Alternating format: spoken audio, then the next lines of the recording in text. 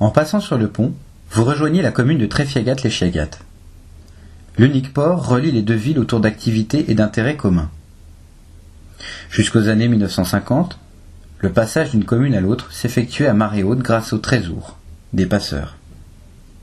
À marée basse, des blocs avaient été judicieusement disposés pour faciliter la périlleuse traversée.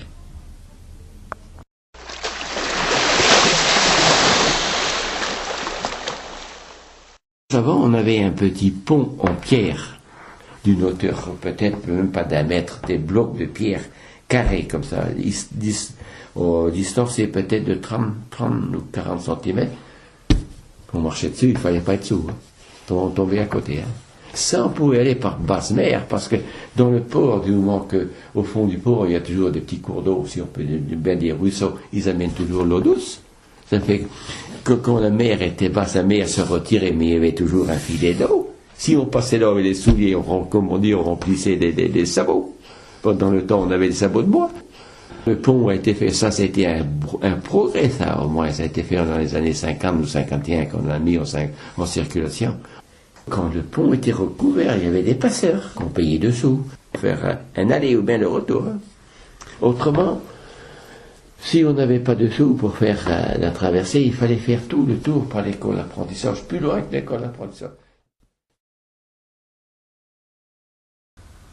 Réclamé par les habitants dès 1936, le pont n'est construit qu'en octobre 1951. Il devint l'un des emblèmes du partenariat des deux communes. Lors du traditionnel repas de fin d'année de la conserverie Furic, le pont était le théâtre du défilé des usinières passant du Guilvinec vers l'Échiagat pour se rendre au restaurant. Un autre épisode illustre l'importance de ce pont. Il s'agit de la manifestation Le Guilvinec Ville Morte, qui fut lancée à l'annonce de la fermeture de l'usine Chacun en 1996. Cette conserverie bigoudaine éminemment réputée était menacée de fermeture depuis quelques années. Malgré une restructuration, il fut décidé de son transfert vers Pont-Aven et les salariés allaient devoir se déplacer quotidiennement. Une cellule de crise fut mise en place par la municipalité du Guilvinec et le comité de défense des ouvrières recueillit 6000 signatures pour le maintien de la conserverie sur place. La manifestation se tint le 7 septembre 1996 avec 3000 personnes au départ du défilé allant du pont de l'Échiagat en direction de l'usine.